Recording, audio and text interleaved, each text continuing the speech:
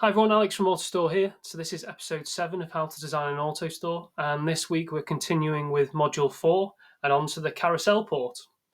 So the Carousel Port is definitely the most common AutoStore port used, generally used for picking, but also used for inbounding because it has got a built-in weigh scale, as does the conveyor port to be fair, but it's just got a much faster throughput.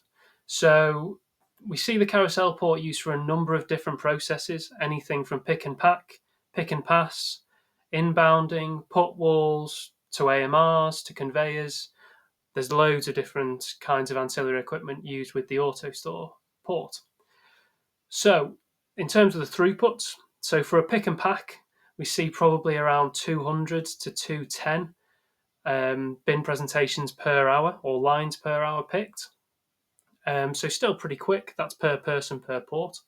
And then if you did pick and pass, probably more like 350 to 400 lines per hour. So really nice quick port. Now, the way the carousel port works is we'll have 3 bins or 3 positions for bins within the port at any one time. And the exchange time between bins is only 3 seconds. So that's how we can get that fast throughput. So the way the port mechanically works is shown in this animation, which is really nice and simple, but you'll see how it's broken down when we take the table off the front. So you can see to start with, you've got the robot at the top delivering a new bin to the port, and you'll see that port just cycle at the front where the bin is. That robot will then collect that bin and take it away, whilst a new robot delivers an additional bin to cycle through again. So you can see those 3 positions where those bins will be at all times. So a robot will stay there after delivering a bin to then take one of the used bins away. Within the port on the grid at the top, there'll be 2 buffering positions at all times, and that allows robots to queue up. So you can see with that zoom in just how those totes are carouseled round, if that's the right word, but it's really nice and easy to understand.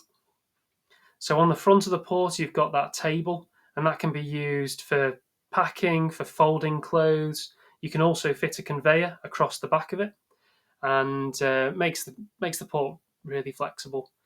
Generally, we'd have a HMI, maybe a barcode scanner, and a few other bits and bobs on there. So it's actually a really large space and super useful.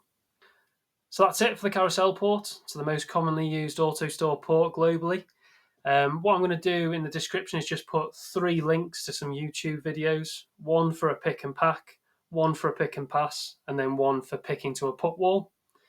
They're quite good examples of how to do it and different port kind of configurations. So next week, we're going to go on to the relay port. So that's our fastest port we can provide. So it's often a way up between the carousel and the relay port, depending on what your processes are going to be.